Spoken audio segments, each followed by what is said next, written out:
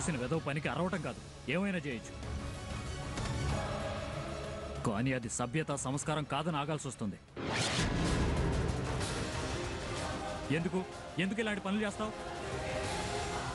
ఏంటి నీకు రాక్షస ఆనందం? ఏం చేసిందని దాని అంతంత మాటలు అంటున్నావు ఆదిత్య? ఏం చేసిందో నీ కూతుర్ని అడుగు. తనేం చేసిందో మర్యాదగా తన్నోడితోనే చెప్పి క్షమాపణ అడగ. మనం నేనేం చేశానని నువ్వు అలా అంటున్నావు?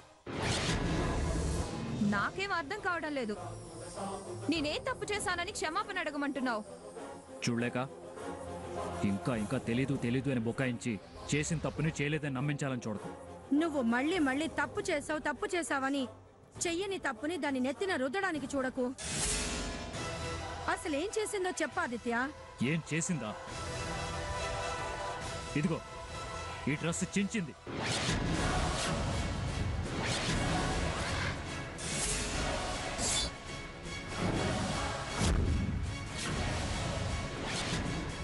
చాలా వాట్? నేను డ్రెస్ చించానా? నాకేం అవసరం? నేను చించానని నీకెవరు చెప్పారు? ఇలాంటి పనులు ఇంకెవరు చేస్తారు? నువ్వు తప్ప ఎవరికి చేయాల్సిన అవసరం కూడా లేదు. పొరపాటు పడుతున్నావు బావా. నాకు మాత్రం ఆ డ్రెస్ చించాల్సిన అవసరం ఏంటి? ఏం లాభం? లాభం ఏంటి? లాభం తృప్తి. అవతలి వాళ్ళ ఆనందాల్లో నిప్పులు పోయడం, ఆనందపడ్డం తమరికి అలవాటే కదా. వదినా, ఏయ్ అరవకు. అరిస్తే తప్పులు మాఫీ కావు. అసలు ఆ డ్రెస్ కి నాకు సంబంధం ఏంటి? అది వచ్చిన దగ్గర నుంచి తన చేతిలోని వదలకుండా కుట్లు అల్లికలు అంటూ ఆ ధరణి చేతిలోనే కదా ఉంది. తమరు వారి ఎదురుగానే ఉన్నారు కదా.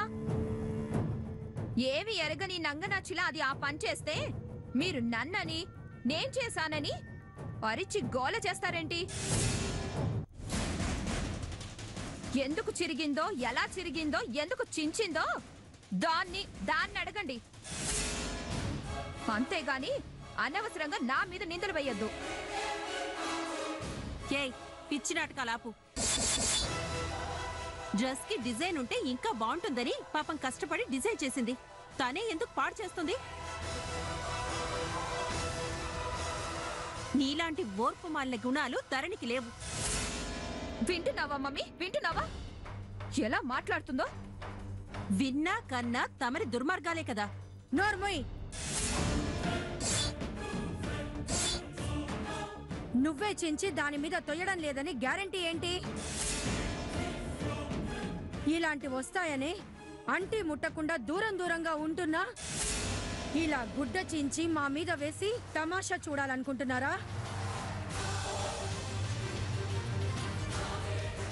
దానికి ఏం అవసరం అని అలా చించుతుంది? ఈసారి నా కూతుర్ని ఇంకొక మాట అన్నావంటే ఊరుకునేది లేదు. ఏం చేస్తారు? ఇలా అయిన దానికి కాని దానికి దాన్ని వెనకేసుకొస్తున్నారు కాబట్టి అది కుళ్ళు బొత్తులో తయారైంది.